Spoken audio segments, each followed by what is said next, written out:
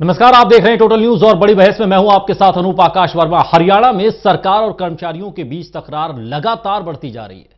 कर्मचारी अपनी मांगों को लेकर सरकार पर दबाव बढ़ाते नजर आ रहे हैं। वहीं सरकार पर कर्मचारियों के आंदोलन को कुचलने का आरोप भी लग रहा है। सरकार एस्मा लगाकर कर्मचारियों पर कार्रवाई कर रही है। वहीं इसको लेकर विपक्ष सरकार को घेरने में लगा है। कर्मचारियों ने अब अपनी लड़ाई को आर पार के रूप में लड़ने का मूड बना लिया है। कर्मचारी अपनी मांगों को लेकर 20 सितंबर से 20 अक्टूबर तक हर जिले में जनसभाएं करेंगे। वहीं 23 अक्टूबर से जनता के साथ मिलकर कैबिनेट मंत्री विधायक इलाकों में जनसभाएं करते हुए नजर आएंगे। इसके बाद भी सरकार उनकी मांगों को नहीं मानी तो काम का बहिष्कार भी किया जाएगा। आज की बड़ी बहस में देखिए, कर्मचारी करेंगे घेराबंदी।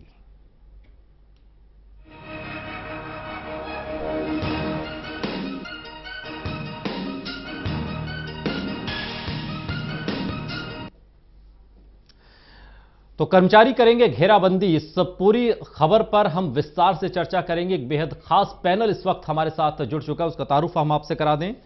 रणवीर गंगवा हमारे साथ इनेलो के विधायक इस वक्त जुड़ चुके हैं हिसार स्टूडियो से। बहुत बहुत स्वागत है रणवीर जी आपका। हमारे साथ अनिल शर्मा जुड़ रहे हैं, प्रवक्ता हैं सर्व कर्मचारी संघ के, आपका भी बहुत बहुत स्वागत है।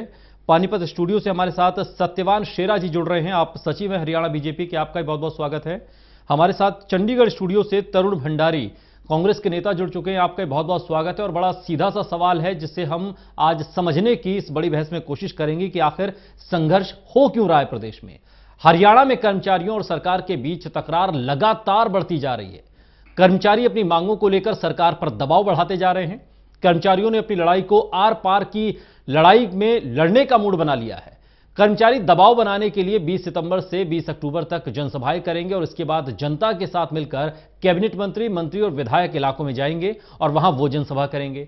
इसके बावजूद भी अगर सरकार उनकी मांगों को नहीं मानती तो फिर काम का बहिष्कार होगा। रिपोर्ट देखिए। सरकार और कर्मचारी संगठनों के बीच तकरार आक्रामक होती जा रही है। सरकार के एस्मा लगाने के बाद से कर्मचारियों में रोष है। सर्व कर्मचारी संघ अब सरकार से आर पार के मूड में है। 2019 के चुनाव में बीजेपी सरकार को वोट की चोट से जवाब देने की चेतावनी दे चुके कर्मचारी 20 सितंबर से प्रदेश सरकार के मंत्रियों, बीजेपी विधायकों और सांसदों के हलकों में पोल खोल अभियान चलाएंगे। सर्व कर्मचारी संघ हरियाणा से जुड़े 112 कर्मचारी संगठनों के पदाधिकारी, सदस्य और कर्मचारियों का यह अभियान 20 सितंबर से शुरू होकर 20 अक्टूबर तक चलेगा। उसके बाद 23 अक्टूबर को सभी कैबिनेट मंत्रियों के आवासों का घेराव किया जाएगा। अपनी मांगों के लिए संघर्ष कर रहे कर्मचारियों का आरोप है कि सरकार ने अपने चुनावी घोषणा पत्र में जो कर्मचारियों के हित में वादे किए थे उन्हें अभी तक पूरा नहीं किया गया। सर्व कर्मचारी संघ की मांग है कि स्वास्थ्य और रोडवेज कर्मचारियों पर लगाए गए एस्मा को तुरंत हटाया जाए। एस्मा के तहत अब तक जितने कर्मचारियों पर कार्रवाई की गई है वो रद्द हो। अध्यादेश जारी करके हाईकोर्ट के फैसले से प्रभावित कर्मियों को सरकार राहत दे। विभिन्न विभागों और बोर्ड निगमों में कार्यरत सभी कच्चे कर्मचारी नियमित किए जाएं। विधानसभा घेराव के दौरान जिन कर्मचारी नेताओं पर केस दर्ज किए गए उन्हें तुरंत वापस लिया जाए। चुनावी घोषणा पत्र में किए गए सभी वादे पूरे करे सरकार। पंजाब के समान वेतन भत्तों के अपने वादे को सरकार तुरंत लागू करे। पुरानी पेंशन स्कीम और एक्स ग्रेसिया स्कीम को बहाल किया जाए। समान काम समान वेतन, कैशलेस मेडिकल सुविधा प्रदान की जाए। ठेका प्रथा समाप्त करने और ठेकेदार के माध्यम से लगे कर्मचारियों को सीधा विभागों के रोल पर किया जाए। नगर पालिका कर्मचारी संघ, ग्रामीण सफाई कर्मचारियों और ग्रामीण चौकीदारों, पंचायत सचिवों, आंगनबाड़ी और मिड डे मील शिक्षा विभाग कर्मचारी तालमेल कमेटी के साथ किए गए समझौते को फौरन लागू किया जाए। सर्व कर्मचारी संघ हरियाणा के कर्मचारी और नेता समय समय पर सरकार से वायदों को पूरा करने की मांग करते आ रहे हैं, लेकिन उनका आरोप है कि सरकार उनकी सुनने को तैयार नहीं है। 20 सितंबर से शुरू होने वाले कर्मचारियों के पोल खोल अभियान से पहले 10 सितंबर को सर्व कर्मचारी संघ के बैनर तले कर्मचारियों ने चंडीगढ़ में विधानसभा के घेराव की कोशिश की थी। तब कर्मचारियों पर लाठीचार्ज और आंसू गैस के गोले दागने के अलावा वाटर कैनन का इस्तेमाल किया गया था, जिसके विरोध में गुस्साए कर्मचारियों ने 12 सितंबर को पूरे प्रदेश में दमनकारी विरोधी दिवस मनाते हुए प्रदर्शन किए थे। उसके बाद 18 सितंबर को कर्मचारियों ने जेल भरो आंदोलन के तहत गिरफ्तारियां दी। सर्व कर्मचारी संघ अब अपने संघर्ष को तेज करते हुए 20 सितंबर से प्रदेश के कैबिनेट मंत्रियों के हलकों में पोल खोल अभियान शुरू करेगा। 2 अक्टूबर को गांधी जयंती के मौके पर सत्याग्रह धरना दिया जाएगा। उसके बाद 23 अक्टूबर को प्रदेश के सभी कैबिनेट मंत्रियों के आवास पर प्रदर्शन किए जाएंगे। सर्व कर्मचारी संघ ने तल्ख तेवरों में चेतावनी दी है कि इस सब के बावजूद भी सरकार की कुंभकर्णी नींद नहीं टूटी और कर्मचारियों की मांगों का बातचीत से समाधान नहीं किया गया तो 15 नवंबर को प्रदेश व्यापी हड़ताल करके तमाम सरकारी विभागों का कामकाज ठप किया जाएगा। Haryana desk, total news. तो बहुत संक्षेप में अगर हम समझें तो हरियाणा में एक बार फिर कामकाज के बहिष्कार की बात की जा रही है। एक बार फिर वही स्थिति पैदा करने की कोशिश है जो हमने पिछले दिनों कई बार देखी है। सवाल अनिल शर्मा जी सबसे पहले आप ही से है। कई बार हरियाणा में अपनी मांगों को लेकर हरियाणा बंद का आह्वान किया गया, रोडवेज का चक्का जाम किया गया, आपने अपने तरीके से अपनी बात रखी, लोगों ने अपने तरीके से अपनी परेशानी को झेला। ये बार बार आप लोग बातचीत की टेबल पर बैठते हैं, बार बार ये तय होता है कि एक बीच का रास्ता निकाला जाएगा और फिर बार बार ये देखने को आता है कि आप न तो सरकार उस रास्ते पर चलने को तैयार होती है, न कर्मचारी यूनियन उस रास्ते पर चलने को तैयार होता है। ये रास्ता सर है क्या? अनिल शर्मा जी। इसमें हमारा स्पष्ट मानना है कि हमारी कोई नई मांग नहीं है, ना कोई हम पैसों की बढ़ोतरी की मांग कर रहे हैं, ना हमारी किसी ऐसी कोई मांग है जिसके पर हमारा कोई रवैया सख्त हो। हम केवल वही चीज कहना चाहते हैं जिस चीज को सरकार ने खुद कहा था। सरकार ने कर्मचारियों सहित जनता के जो वोट लिए वो 4 मुख्य बिंदु पे वोट लिए गए कि कर्मचारियों को हम पक्का करेंगे, समान काम समान वेतन देंगे और पंजाब के समान घोषणा पत्र में क्या लिखा था उस पर नहीं जाना चाहते। हमारा तो सवाल बड़ा सीधा सा है कि जब आप बातचीत की टेबल पर बैठते हैं तब क्या तय होता है? जब आप बातचीत करने जाते हैं, कई बार बातचीत ये हुई है, तब आखिर क्या बातचीत होती है सरकार और कर्मचारी संघों के बीच में कि तब लगता है कि हां सब कुछ सामान्य हो गया है, कल से गाड़ी पटरी पर आ जाएगी, थोड़े समय बाद फिर वही स्थिति? सवाल है बातचीत को लागू करने का। बातचीत हो गई हमारी लगभग मुख्यमंत्री महोदय के साथ 3-4 दौर की बातचीत हुई है इस सरकार के दौरान और किसी भी मुद्दे पे अभी तक लागू नहीं हुआ कोई मुद्दा। बातचीत हो जाती है, लागू करने का आश्वासन मिल जाता है। अभी रिसेंटली जो मुद्दा चला हुआ है कि हाई कोर्ट में 2014 की पॉलिसी के तहत पक्के हुए कर्मचारियों को वो पॉलिसी रद्द कर दी हाई कोर्ट ने। सरकार के साथ हमारी 2 दौर की बातचीत हुई। सरकार ने स्वीकार किया, मुख्यमंत्री महोदय ने स्वीकार किया कि वाकई विधानसभा में अध्यादेश लाकर इन कर्मचारी की नौकरियों को बचाया जाएगा। अब बात अध्यादेश की हुई थी, सरकार ने यू टर्न क्यों किया? सरकार सुप्रीम कोर्ट में क्यों गई?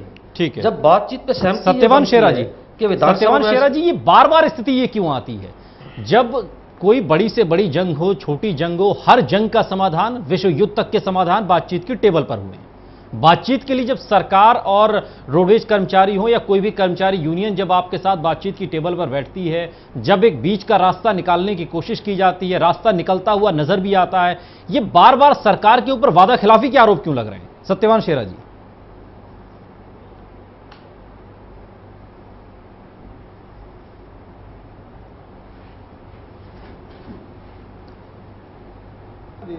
जब मुख्यमंत्री जी आपके साथ खुद बैठकर बात कर रहे हैं, आपको आश्वासन दे रहे हैं, कम से कम आप उन्हें इतना समय तो दें। कितना समय चाहिए उससे पहले? सत्यवान शेरा जी कितना समय चाहिए? अब तो हालात ये हैं कि चुनाव के मुहाने पर प्रदेश खड़ा है, देश में चुनाव होने का समय आ गया, कितना समय चाहिए आपको? तो वही है ना, जो 112 संगठन जो अभी इकट्ठे होकर कर्मचारी आयोग जो नहीं, आप मुझे इस बात का जवाब दीजिए, कितना समय चाहिए सरकार को?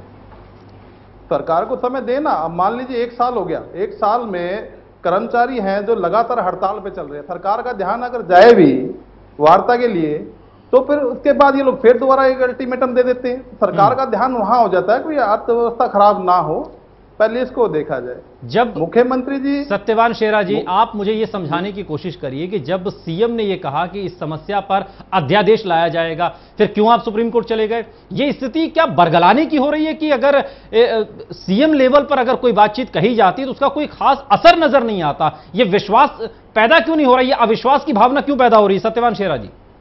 माननीय मुख्यमंत्री जी प्रदेश में कोई भी ऐसी वादा खिलाफी नहीं करना चाहते जिससे प्रदेश की जनता का विश्वास टूटे।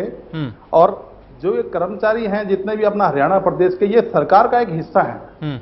अगर इनको ही बरगलाएंगे तो सरकार कैसे चलेगी? आप मुझे संक्षेप में बताइए, आप मुझे संक्षेप में बताइए कि जब कर्मचारी यूनियन के साथ सरकार के प्रतिनिधि बातचीत की टेबल पर बैठते हैं तो आखिर क्या बात होती है, क्या समझौता होता है, क्या रास्ता निकाला जाता है जिस पर ना तो सरकार चलने को तैयार है ना कर्मचारी यूनियन चलने को तैयार? ये कौन सा ये कांटों भरा रास्ता है जिस पर कोई चलने को तैयार नहीं होता? सरकार की नीयत साफ है, मुख्यमंत्री जी की नीयत साफ है। खाली कर्मचारी संगठन अपना मन बनाए और सही ढंग से सही बात रखें। सर, फैसले तो सरकार को लेने हैं। तरुण भंडारी जी, ये स्थिति क्या है? ये जो बार बार हो रहा है प्रदेश के अंदर, रोडवेज कर्मचारी यूनियन चक्का जाम करती है, लोगों को परेशानी होती है। हरियाणा रोडवेज की लाइफलाइन मानी जाती है प्रदेश की, जब नहीं चलती है तो लोगों को कितनी परेशानी आती है, ये हरियाणा की आवाम जो इस वक्त टेलीविजन पर इस प्रोग्राम को देख रही है वो समझ रही होगी। हम एक जिम्मेदार विपक्ष के नाते आपसे सवाल पूछना चाहते हैं कि कांग्रेस अपनी भूमिका इन सब में कहां देखती है? क्योंकि जो चक्का जाम या जिस बात को रखने के लिए हरियाणा रोडवेज को अपने पहियों के जाम करने पड़ रहे हैं चक्के को, कांग्रेस उनकी पुकार क्या सुन रही? कांग्रेस भी क्या उनके साथ खड़ी है? अनूप जी, जो सरकारें बनती हैं वो जनहित के कार्यों के लिए बनती है और इतिहास में पहली बार भारतीय जनता पार्टी को हरियाणा की जनता ने 47 सीट देके अकेला दल बनाया मेजोरिटी में और लोगों को बड़ी उम्मीद थी। इन्होंने 154 वादे किए, वादे नहीं संकल्प, इन्होंने उसको संकल्प पत्र का नाम दिया और संकल्प ऐसे थे कि वो बाद में सारे जुमला हो गए। इन्होंने कहा पहली कलम से, इनके रामविलास शर्मा जी शेरो शायरी से ये बातें बोलते थे जो कि मुझे नहीं बोलनी आती। इन्होंने कहा कि पहली कलम से हम कच्चे कर्मचारियों को पक्का करेंगे, पंजाब के बराबर वेतन मान देंगे। परंतु इस तानाशाही और दमनकारी सरकार ने उनको क्या दिया? आज पंचकूला की सड़कों पे आप जाके देखिए, जो धरना स्थल है वहां लोगों को जगह नहीं मिल रही धरना करने के लिए। ठीक है। आज हर चाहे होमगार्ड, रोडवेज, टूरिज्म, आंगनवाड़ी, हर आदमी आज सड़कों पे है और ये सरकार उनकी बात सुनने को तैयार नहीं है। उनसे बातचीत, बिल्कुल ये स्थिति तो है, ये स्थिति है और ये किसी से छिपी नहीं है। ये खबरें टेलीविजन में भी सामने आती हैं, अखबारों की सुर्खियां बनती हैं। का अनुभव नहीं है। जी रणवीर गंगवा जी, आप जिम्मेदार विपक्ष हरियाणा के आप हैं, इनेलो विपक्ष में है, लेकिन सवाल इनेलो से भी तो पूछा जा रहा है ना कि जो मुद्दे हरियाणा रोडवेज के हों, चाहे अध्यापकों के हों, चाहे आंगनवाड़ी कार्यकर्ताओं के हों, आशा वर्कर्स के हों, ये लोग जो धरना दे रहे हैं, इसमें क्या विपक्ष भी कोई रोल अपना अदा करेगा? विपक्ष भी क्या इनकी आवाज को उचित यथा योग्य मंच पर उठाएगा? और अगर आपने उठाई है तो उसका क्या नतीजा रहा है? रणवीर गंगवा जी। अनूप जी, मैं आपको देखिए, एक विपक्ष की जो भूमिका है वो हमने बड़े बढ़िया तरीके से निभाने का काम किया है। जब जो कर्मचारी नेता है, कर्मचारी जो लोग हैं वो निरंतर धरने पर बैठे हुए हैं, ये इनका कोई शौक नहीं है धरने पर बैठने का। बिल्कुल, सरकार के अंदर निर्णय लेने की क्षमता नहीं है, अपने ही निर्णयों से वो यू टर्न ले लेती है।